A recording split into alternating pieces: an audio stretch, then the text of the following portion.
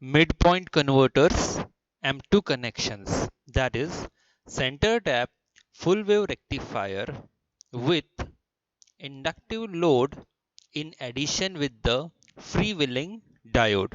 Hence, we can name this topic as midpoint converters M2 connections and effect of freewheeling diode on the inductive load.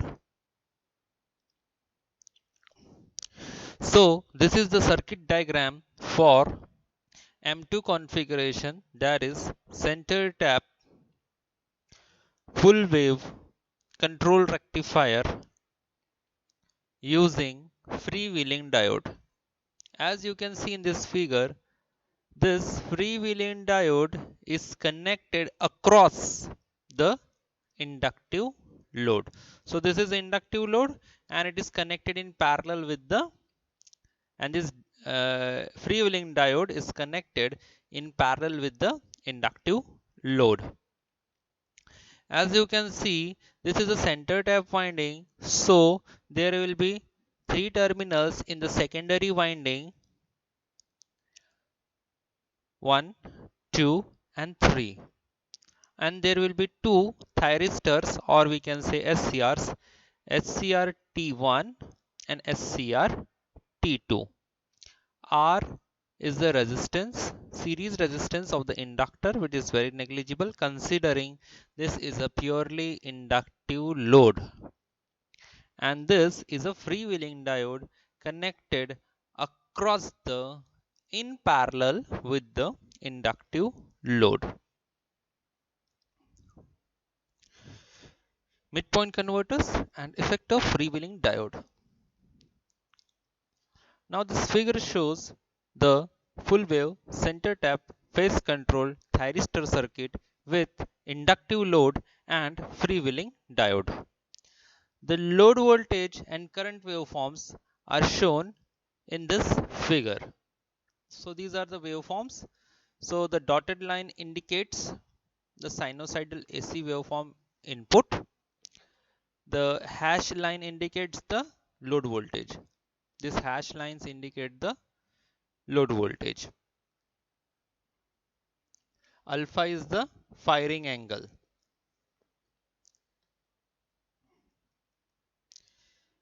The thyristors are triggered at an angle alpha.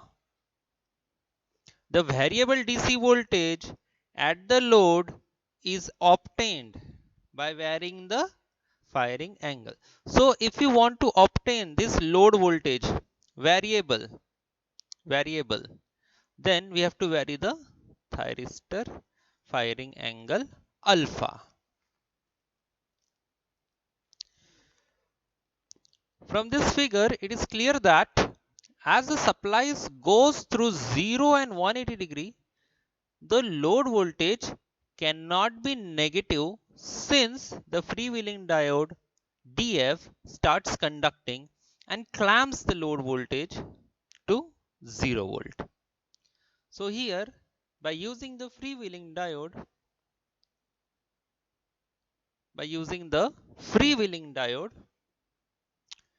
the load voltage cannot be negative, as we have seen the half waving in the inductive load.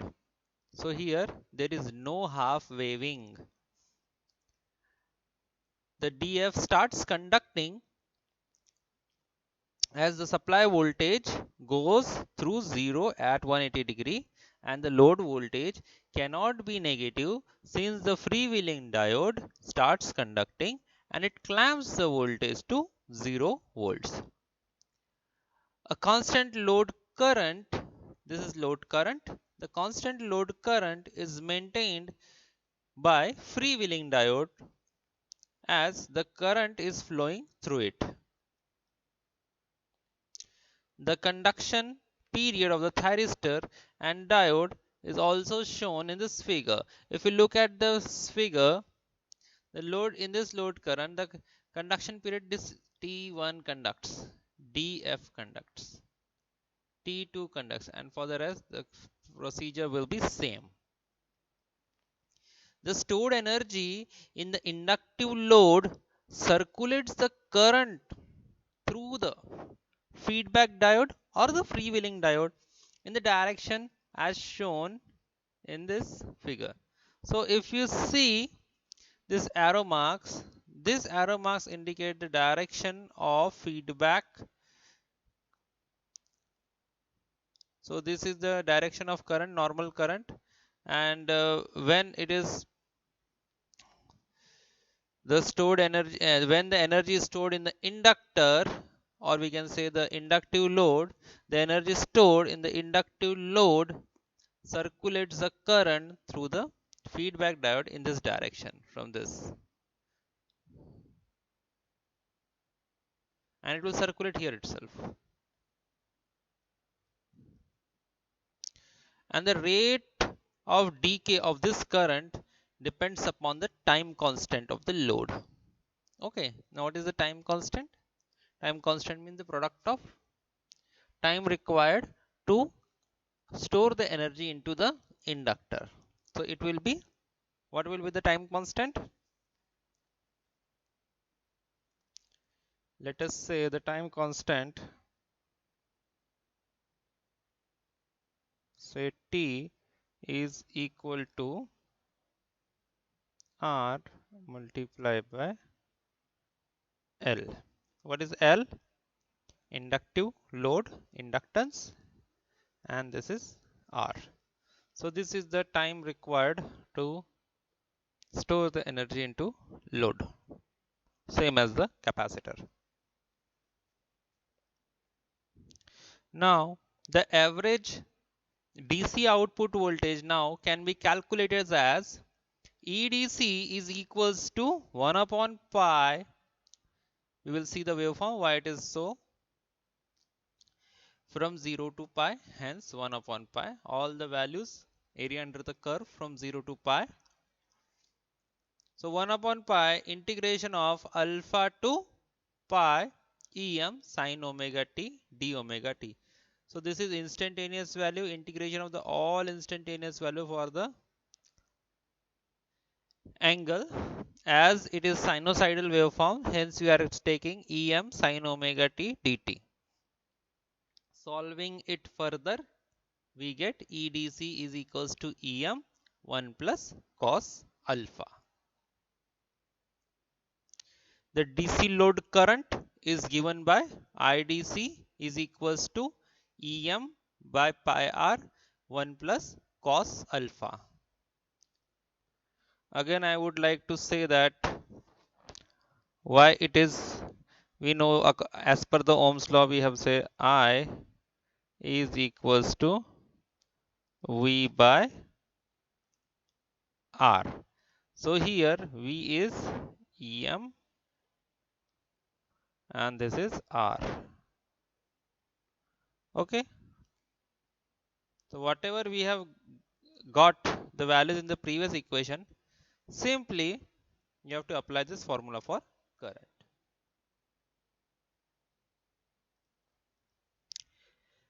So it is also observed from this figure that the freewheeling diode DF carries the load current during the firing angle alpha. So this is A, I have written A. So from this figure we can see that the freewheeling diode DF carries the load current during the firing angle alpha when the thyristors are not conducting, means when the thyristors are off. And the current through the freewheeling diode DF is given by IDF is equals to IDC multiplied by alpha by pi. Replacing the value of IDC from the equation, this Em divided by pi r 1 plus cos alpha multiplied by alpha by pi. Solving it further, we get IDF is equals to Em as it is pi square by r alpha plus alpha cos alpha. So this is the current through the freewheeling diode. Now we will briefly summarize the working of center tap full wave rectifier with inductive load and the effect of freewheeling diode using this circuit diagram and using this waveform. So during the first we will see during the positive half cycle. So during the positive half cycle, so let us consider this as the input.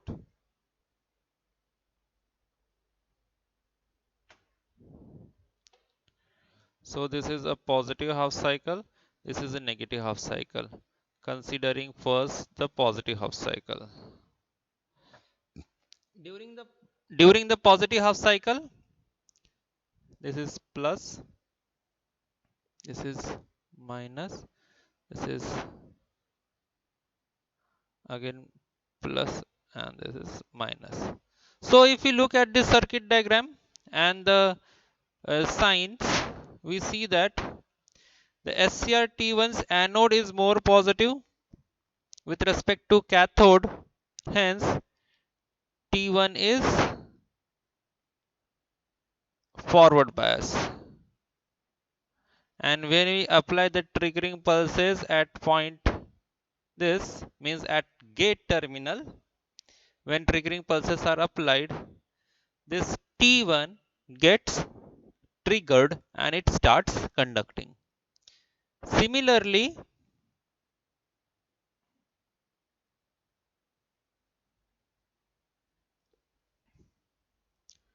now during the positive half cycle of the AC input, SCR-T1 is forward bias, triggering pulses are applied at this gate terminal. Hence, after applying the triggering pulses at a firing angle, this alpha, the SCR will turn on and it will act as a short circuit. But at the same time, the SCR-T2, the anode of SCR-T2 is negative with respect to its cathode. Hence, it is reverse bias and it will act as a open switch. So how the current will flow? Now the current will flow from this secondary winding, right from this point,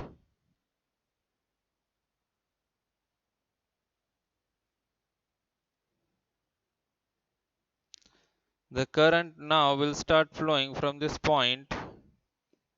Now this SCR is short circuit. The current will flow from this SCR through the load R, then inductor,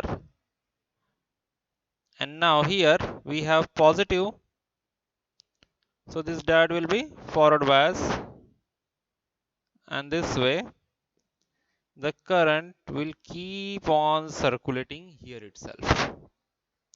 Why this current will not go back here?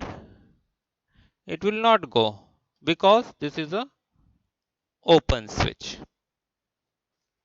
Okay, so we will get the output this. After the firing angle alpha, we will get this load output during the negative voltage. Now here, if we look at this diagram, there is no half waving. Here we are not getting any negative voltage. If you remember like this.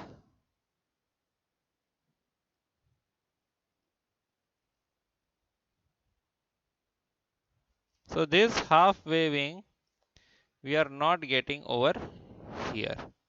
What is the reason? The reason is that this diode, freewheeling diode, is now preventing the reverse flow of current. Because if this the energy is stored in the inductor, so this energy trying to flow through this through this diode, the diode will become open. So the reverse current cannot flow through this back to the secondary winding. That's why we will not get any half waving. Means what? These, if the energy stored in the inductor wants to get back to the secondary winding, at that time there is a diode connected and it will become the open switch. Hence this diode prevents the reversal of current back to the secondary winding. Because it is getting reverse bias, it will act as a open switch. This SCR will also act as a open switch during the reversal of the current. So this is also open switch, it is also acting as a open switch, and this is also acting as a open switch, and hence we are not getting any output. So what is happening during the positive half cycle? The current is flowing from this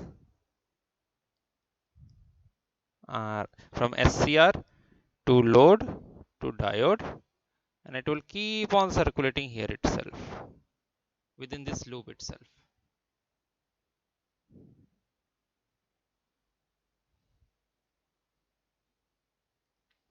Now during the negative half cycle, as we have seen, this is input. Now during the negative half cycle, this is minus, this is plus, minus, and this is plus. This SCRT1, the anode of SCRT1 is more reverse bias, as negative supply is there, so it will act as a open switch. Now this positive supply is towards the anode of this SCRT2. Hence, after applying the triggering pulse at the gate of this SCRT2, the SCRT2 will act as a short circuit and it will start conducting when the triggering pulses are applied to the gate. So during the negative half cycle, how the current will flow? During the negative half cycle, during the negative half cycle, the current will flow from this SCR through the R to the inductor, and it will continue to flow here itself in this loop.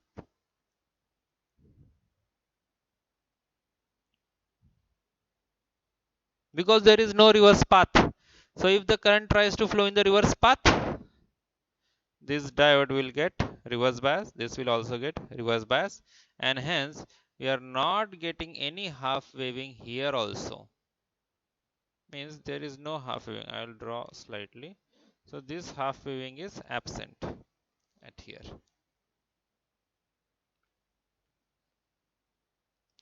So if you look at the direction of current flow, it is going from SCR to the inductive load, and when the energy is when the current is flowing through this inductor, it will pass through a diode, and once the back EMF generated, the whole current will be decayed here in this loop itself. So finally we can summarize that during the positive half cycle,